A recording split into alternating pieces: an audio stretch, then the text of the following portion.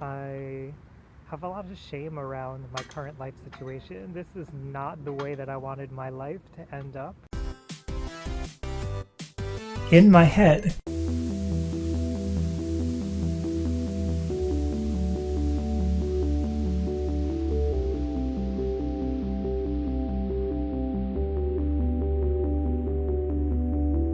I had to do some boring work today, some tax stuff. I needed to make a phone call about health insurance, and I noticed when I went to get on the phone call that I felt a little anxiety, and it's like I'm figuring, why don't I just like keep talking about anxiety? This seems to be what's popping up lately because I'm trying new things, right? And when we do things that are things that we're not used to, things that we're not comfortable with, anxiety shows up. So, getting on the phone call, I realized I'm anxious, and I'm like, why am I anxious? And not that there's anything wrong with feeling anxious about that, but what I realized is that I have this anxiety around the phone in particular, and it's something that comes and goes. But I realized, like, what am I even anxious about? It doesn't make sense. But that's the thing about anxiety, right? It doesn't always make sense.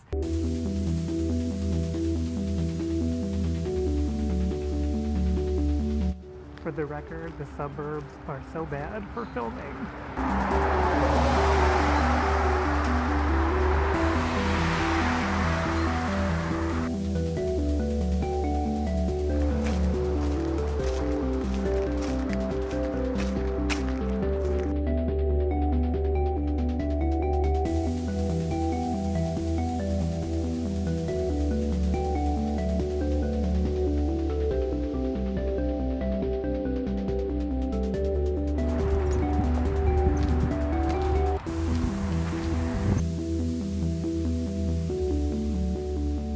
So I figured I'd go for a little walk at night. It is freezing cold out here.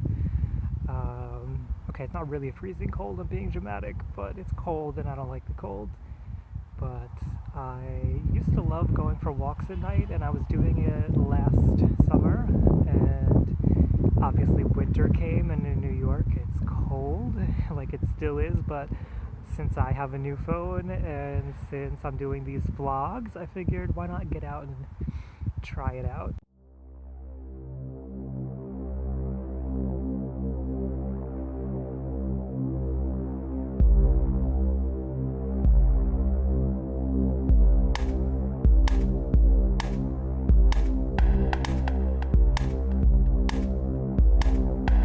I thought about what I might want to talk about, and it's funny, my mind must be pushing it away because I don't want to think about it.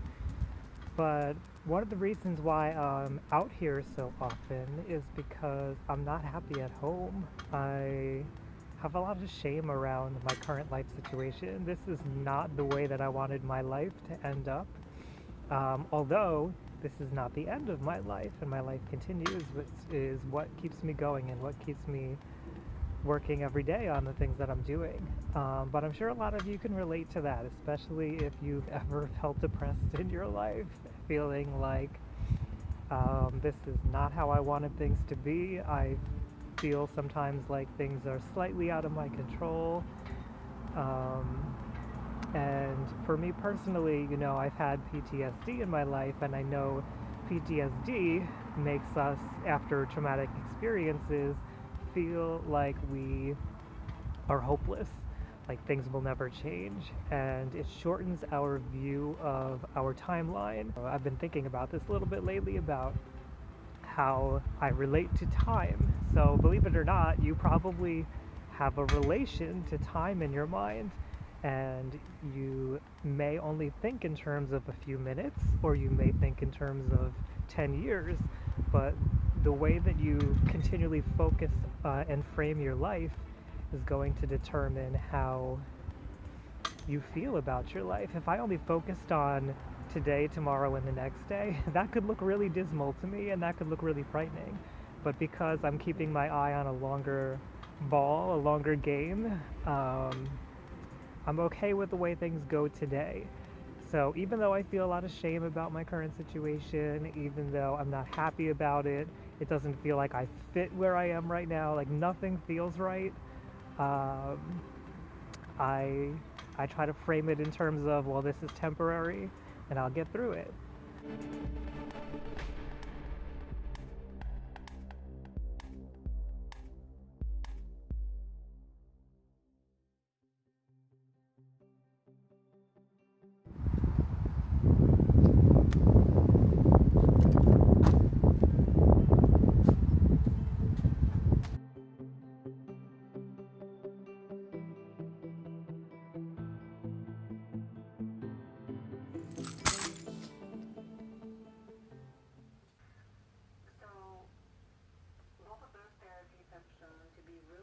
Especially as far as like PTSD goes.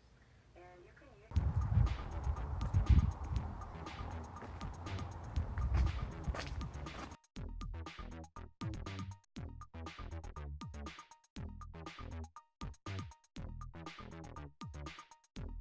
Hopefully you can hear me. There's a plane or something going overhead. I decided to go for another walk tonight because, as I mentioned in the last video that I did, I have a hard time doing things in my home. I don't feel comfortable there. So I've been talking with a lot of different people about a lot of different things in my life.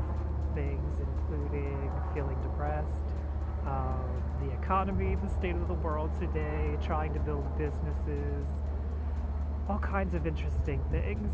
So let me think. I had a whole bunch of stuff I wanted to talk about, and of course when it comes time to actually talk about it, I forget what that stuff is. Oh gosh, I can't remember. I'm gonna have to think about this, guys. Here I am with my nice selfie stick and my light on the stick going and everything, and I'm a mess. Maybe you can relate to that. So I'll think about it some more. I'll keep walking, and then I'll remember what I wanted to say. And hopefully this won't become a pattern where I keep forgetting. Okay, so I thought about it a little bit and what I wanted to say. Sorry, I'm like so sneaky here. It's so cold out tonight, but I wanted to continue doing these vlogs, and part of the commitment is going to have to be going out in the cold to do them. So I have been thinking, and I was thinking about how, first of all, I don't want to do these, and like I'm very aware of the context of who I am and where I am. So I'm in the United States, I'm in suburbia. Granted, that may not be ideal for my situation. I am aware that I live in a world where people have it way worse off than I do, so I don't want to look like some white kid. I'm not a kid, I'm in my 30s, but I don't want to look like some white dude, some white male who is complaining and bitching about shit. But here's the thing about mental illness, okay, everybody? It doesn't matter where you come from. It doesn't matter what your age is, your sex, what your abilities or disabilities are. It doesn't matter. Shit doesn't matter when it comes to mental illness. It's going to affect everybody.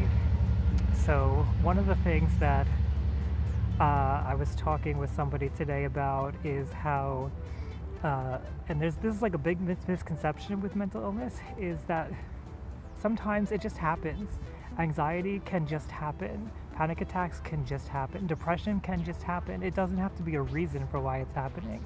And I know that's really frustrating because people want to feel like, oh, I feel anxious because of this, and that way I have control over it. And if I just change the way I react to something else, then the anxiety will go away, or the depression will go away, or I won't feel a compulsive need to eat or to constrict the way I eat, or all these different things. But that's not always how it works. Sometimes we just have these things happen. Our body is not functioning correctly, and it's just the way it happens. So that's really frustrating. It's really frustrating to live that way, and it's more frustrating when you hear other people tell you things like, just smile, just cheer up, just think differently, and I'm guilty of this, so I apologize if you're one of those people who I've said these kinds of things to. But it's a delicate balance between trying to do something to better your situation, but also accepting that your situation is what it is. And we all kind of have to figure that out for ourselves. I don't think there's like a prescription that somebody can write to fix that for anybody. So that's my thoughts for now. I'm going to move to a new location where I feel a little bit more comfortable because I'm on the go. But I'll check in a minute. Okay, so I'm in a better spot. So, mental health affects us all evenly, so it also affects me. And though I may be in a place where I have a luxury of being able to have a shower, being able to live without imminent threat of my death every day, it still affects me. So I'm going to talk about it, and I'm going to use that ability that I have to be able to talk about it, because there are other places on this earth where we may not be able to, and I'm going to talk about it. So just wanted to get that out of the way. I guess I was feeling a little anxious about that. So it hits us all. It's particularly frustrating. I mentioned those messages that sometimes we get from people of like, well, are you trying this? Are you trying that? And they're well-intended messages, but particularly I find, because I have had PTSD in my life and I still deal with PTSD symptoms every now and then, that people who have not been through trauma don't understand the way that it affects us and changes our physiology. It changes the way that our brain works. I have a series on this if you want to check it out on my channel, but something that's frustrating about trauma is that some people can go through a traumatic experience and come out the other side clean, totally fine and okay, and other people can go through that same exact experience and wind up like with PTSD, struggling for years and years and years and years and years. And the difference between the two people is the amount of resiliency skills that they have. And well, it's not all skills, some of it's temperamental, but the biggest factor is whether somebody has a social support network or not. And many people, unfortunately, experience trauma in childhood where their big support network were their parents or their family, and their family was abusive. So I understand that and I relate to that. And I don't know, I guess I just want to shine a light on that, because I know in my life I've encountered a lot of people who think that you can just think your way out of things and cheer yourself up, and that can be true, and that can be a temporary solution sometimes to some situations, but when there's a deeper thing going on, that's not going to work. It's just not going to work. And it's hard for me as well, because I talk to a lot of you, a lot of people who've had issues, and I want to encourage you to take another step and just breathe and it'll be okay, and tell you those things. And I never know, are you able to hear that in that moment? There's like this weird like balancing act of trying to feel out, can this person hear me right now? Should I be pushing them? Should I be listening to them? I want to validate them and I want to tell them that things are going to be okay, but then at the same time they may hear that and think like, yeah, I've heard that 1,000 times, you're being a dick and you're not listening to me. So I think that's a delicate game that we all have to play with each other sometimes, and especially therapists have to be cautious about the way that they approach talking with their clients. So that's something that's been on my mind, and I'm going to keep walking because it's cold.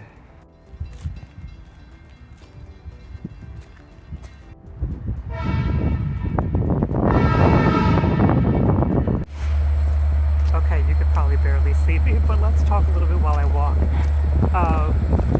I was excited to do the last vlog. I have to say, like, it was cool to me. It was fun. It took a long time, just like some of the other new stuff I'm trying here on the channel, but it was a lot of fun, and it feels like artistic to me, which is a side of me that I kind of let go for a while.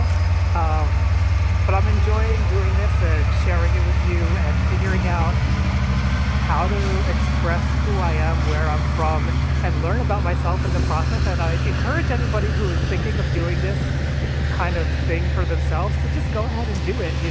It doesn't have to be perfect. It just has to be real, right? That's what we're going for here. And my reality is not always pretty. It's not always fun. It's not always the way I would like it to be. But if we're not honest with ourselves, then especially in our mental space, we can do a lot of damage to ourselves. So being honest is the first step. I know that's very difficult for some people. If you find that you are somebody who is typically narcissistic, for example, I feel you. I get it. It's not easy. But the quicker you can learn to be honest and learn to be accepting of your faults and the faults of people around you, the better you're going to start feeling. So that was my little thought.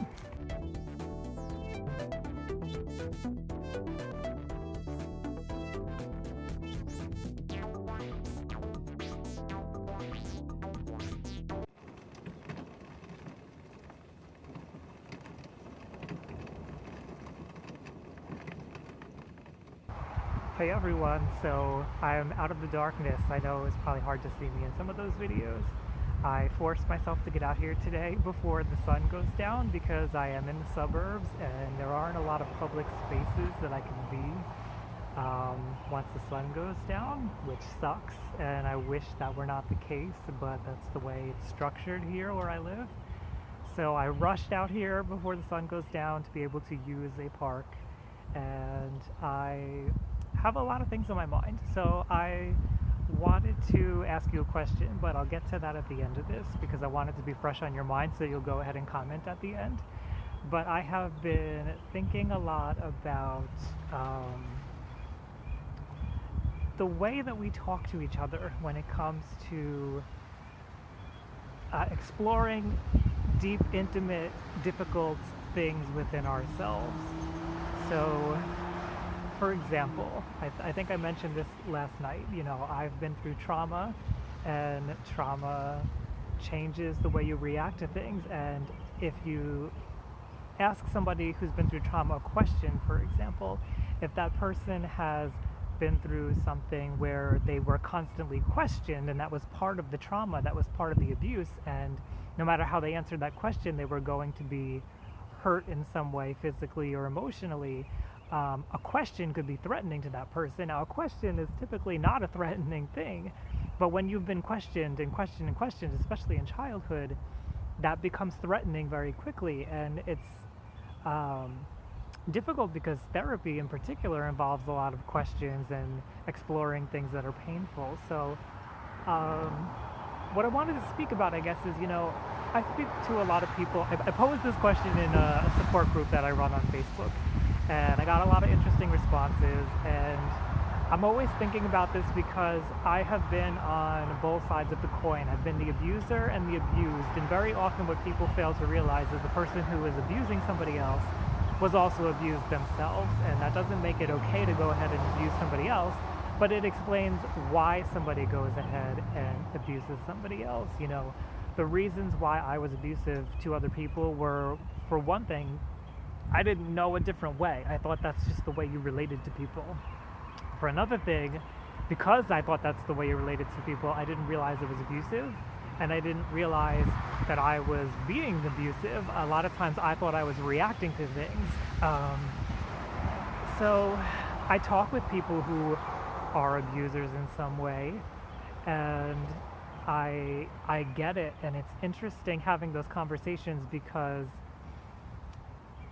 you have to talk differently depending on who you're talking to, and that's kind of weird. It's not a matter of being false or being fake. It's just you have to be aware of the context of the person you're speaking with and what they've been through, what their life has been like. And it's a very delicate line to walk for somebody like me who wants to help people on both sides. So that's just something I've been thinking about. I also wanted to I don't know, it's been on my mind a lot, like, okay, what does humanizing this channel look like? What does humanizing mental health look like? So yesterday I did a video, and it's an interesting new kind of thing I'm doing, almost like a little trivia game show. So if you haven't checked it out, go ahead and check it out, called Pick Your Brain. And it's just kind of like multiple choice questions about mental health things. I thought it'd be kind of like a way to make it a little bit more fun to learn about these things, because a lot of it's like intellectual and up here, and it's not always fun, it's not always exciting. But I thought maybe if I made it like a game, maybe it would be more engaging. I don't know. So if you check that out, I'd like to know if that was fun for you, if that's something you'd want to see more of, because it took me a long time to do. My plan was, I like to try to do a new video Monday through Friday every day, Monday, Tuesday, Wednesday, Thursday, Friday, but I'm one person. I don't have hired help or anything to do this, so everything that you see I created myself.